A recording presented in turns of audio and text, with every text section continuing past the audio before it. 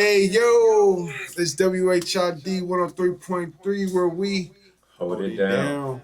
It's King It's and MV. V. And today we got a special guest with us. Big or Dog, introduce What's yourself. good, man? What's up? It's your boy PartyArty, man. Of course, if you have to hire me in school, man. Quick shout out to my guys on the Full Podcast. Shout out to Kurt. Shout out my guy Millie, my Mickey Khalid, man. Full Podcast at the Full Podcast on Instagram and on YouTube. Appreciate y'all having me tonight, fellas. Hey, man, Thank you for welcome to coming. 1.9.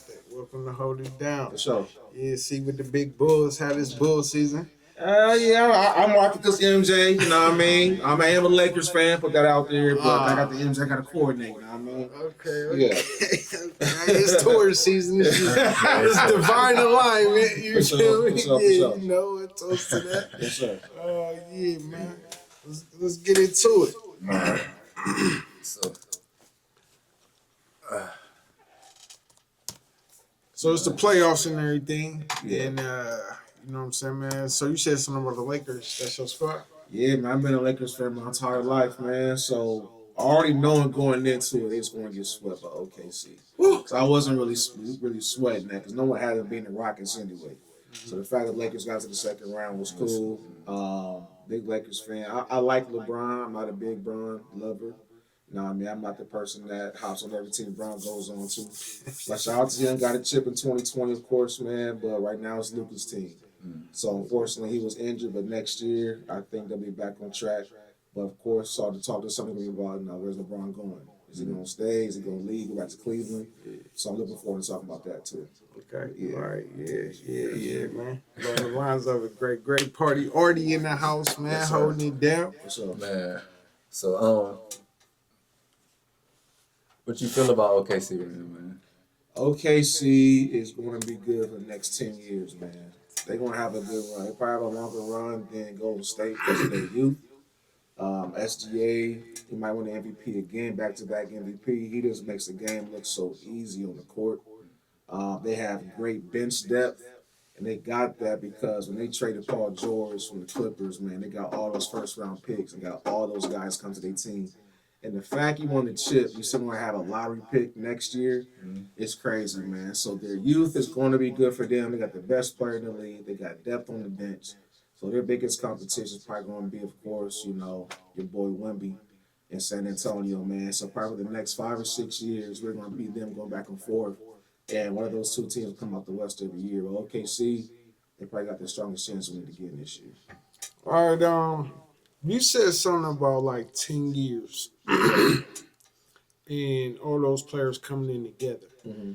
And they're deep team. They remind you kind of like the Kings when they was having their run. The Kings was deep. They had a bench. Right. OKC is similar in that way. Mm-hmm. But to make it last 10 years, what sacrifice do those guys have to make to become a dynasty? The biggest sacrifice is going to be financially.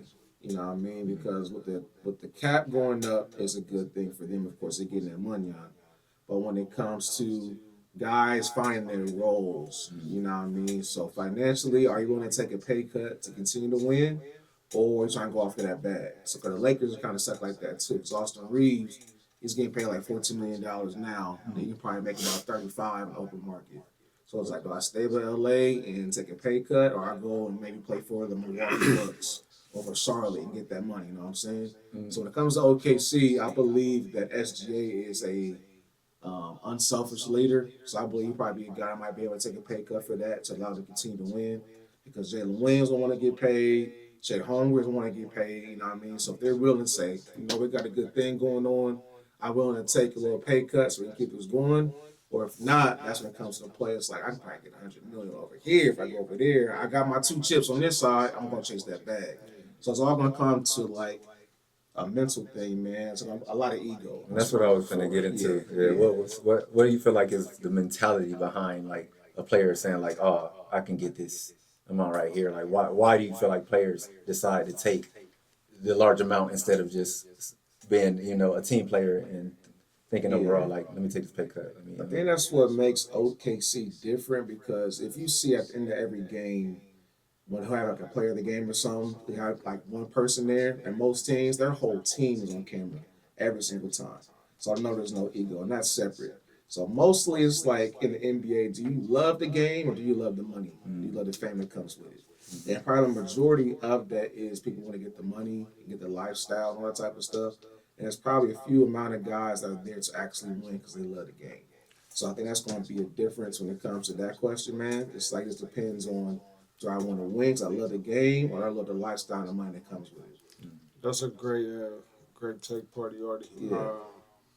Now, with that, do you feel like that changes the product of the game? When a player makes that sacrifice, Yeah. how much would you say that changes the product of the game? So if you're like me, you know, I love the early 2000s basketball. So I feel like the regular season carried into the postseason. Seems like now, probably right around 2015, when it was the Cavs and Warriors every single year, it felt like the care for the regular season wasn't there no more. It was just to the postseason. I think it's even more now, like if I use the Minnesota Timberwolves, for example. They really didn't care about the regular season. They're what, the sixth seed, and then they're coming into the playoffs and they whooping everybody. So it's like it feels like they always have a switch to go on, but I feel like that is going to demean the product because you got the prices of stuff right now is crazy. So I can only imagine, you know, getting tickets to games and you go there and Anthony Edwards ain't playing, or you go into another game and Wemby's not playing because they resting him sitting it out. And you got all this guaranteed money. You know what I mean? So it's that part that, of course, the player probably wouldn't care about because that's still their job. So that was like me going to work. See, I don't feel like going to work today. I'm calling off. So it's kind of same thing with them. I was like, you know, I'm playing 82 games. I just played 70 this year. But when it comes to the paying customer, no one's paying to come see me at the school. You know, no one's paying to see me like, sit behind the laptop at work, but they come to see you play on the hardwood. So he got that hard-earned money that's kind of, not saying being wasted, but I came to see you play today. You ain't hurt, ain't nothing wrong with you, but you got that water on your neck, you clean on the bench, keying, you not playing. So that's that part. And also, when it comes to the NBA, that from my perspective, I was like, I'd never be able to make it. You got Vince Carter, T-Mac, Michael Jordan, Kobe. I can't dunk. I can't do none of that. But now got it. Now if I was a youngster, I'm already doing shooting threes. I can do that. Yeah. You know what I mean? So I believe that kind of tarnishes the product as well because it's like you have the youth are always going to mimic what they see in the NBA.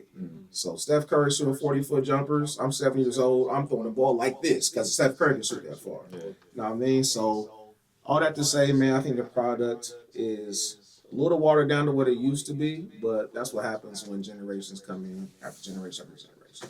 Well, I think the product right now is on a resurgence. You know, that back in the day basketball, 96 Yeah. to 2000s. It was gritty, it was physical, Right. it was intense. Yeah. I think where the product fell off is there's no competition at All-Star Weekend. Oh, yeah. And I feel like that affects the rest of it, like, and the competition. But, you know, the new hotness, you know, is Wemby's attitude. You know what I'm saying? Like, these cats is dogs, killers, the Joker, you know what I'm saying? Anthony Edwards. Right. You know, even Kay Cunningham, and you still got Donovan Mitchell. Yeah. You know what I'm saying? Yeah. And these are all killers to Right. where that product of the NBA is like, yeah, I want to watch all season. You know what I'm saying? Yeah. And, and a lot of that product goes to players not taking that payday. You know, we've seen it. You know, James Harden and these guys. Even you look at Melo, Vince, and T-Mac. You know, on the platform. I mean, like, I feel like T-Mac actually had a chance to win. They definitely robbed Melo, you know, because he was supposed to go to Detroit. You know what I'm saying? And he'd have his rings, you know. But that's where there's a fine line in the game and the powers that be in the world, and they mess with the product, man. So, with all that being said, how do you feel like betting plays into like basketball? I ain't gonna say so much football, but just basketball right now, Like, because I know, I'm wondering, like, in terms of, like, the athletes.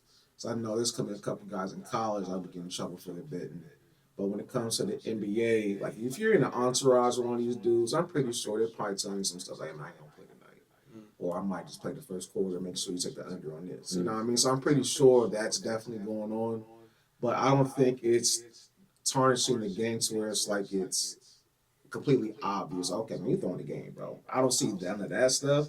But I think when it comes to just the advancement of sports betting, You gotta remember, we live in America, man. This is a capitalist place, man. So we're trying to make as much money as possible. So I'll be playing my little parlays, my little 3 games, 4 games, lose about 1 leg, of course. So I always feel like it's rigged out. I was like, how are you gonna get 19 points? We had 15 at half. You know what I mean? I put you down for 20. So stuff like that, it kind of irritates me. But at the end of the day, you're in a capitalistic society, and they're always going to make sure that dollar and that green is number one when it comes to any type of sports, bro. So I think with the NFL, like we was already betting already illegally. So it's like, how can we make money off of this? Right. Niggas are selling smoking weed. It's like, how can we make some money off of this? That's all it is. Like, we can't stop it. Exactly. So these guys are millionaires and billionaires. You never heard a billionaire say, I don't want to make no more money. Mm-hmm. They're always going to make sure they get in their bread no matter what. So, yeah. So, Cleveland or Detroit, man? I ain't got no dog in the fight.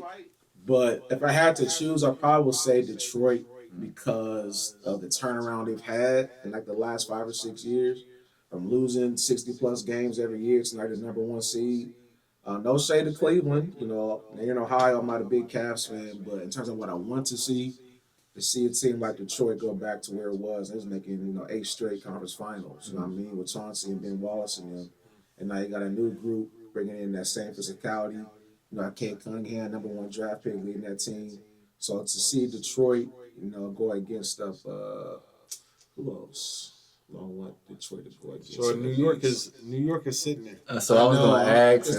Come out the East, excuse me. It's all right. I was just like, I want to see the Knicks in the finals for sure. That's going to be special. Madison Square Garden, they get that. I'm going to take Detroit in the Cleveland series though. Even though Donovan Mitchell went crazy last game. So who you see taking it? I know you said something about the OKC having a great run in the next 10 years. Yeah. But who you see taking it? In the West, because the Spurs dominated OKC during the season. But like I said earlier, man, you might not really, care too much about regular season games versus the postseason. So I think the Spurs, they haven't been in that position since they was winning the championships back in 2014. So they're going to be a really young team. OKC has the experience of being in the conference finals. So I probably would lean towards OKC. It's probably going to go 6 or 7 games, in my opinion, because Wemby is unstoppable, bro. You know what I mean? So, but I think at the end of the day, experience is going to overcome the youngness of the Spurs. So I'm probably say OKC in New York in the finals. I like that. New York. I like that prediction. Yeah. Man, y'all heard it here first, man. So, PartyArty, we got the cups. Yes, like sir. you to grab the cup. Okay.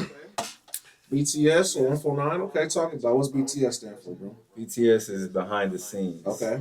And any type of production or whatever you got behind the scenes. And, Okay. a lot of stuff don't get exposed, but we one of them type of media groups where we going to definitely let everybody know everything that's going on because we hold it down. So love the branding. Make sure you got the brands and the logos plastered everywhere, man. Push y'all shit, bro. This is good.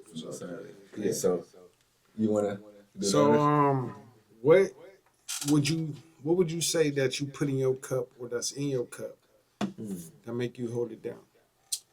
What I put in my cup, man, what I've kind of learned probably the past couple of months, and I've been using this in my vernacular for a lot, bro, is turn your passion into profit. You know what I mean? When your passion is something that you could do, if there was no time or nothing, no bills, no money, it's like, what would you like to spend your time doing? You identify what your purpose is, they can become your passion. And turn your passion into profit, man. Those are my 3 P's, bro. Turn your passion into profit. Yes, sir. Passion and profit in that cup. Yes, sir. I like that. Hey, absolutely, man. Drink to that. Gotta drink to that. Yeah, man. It's WHID 103.3 where we hold it down.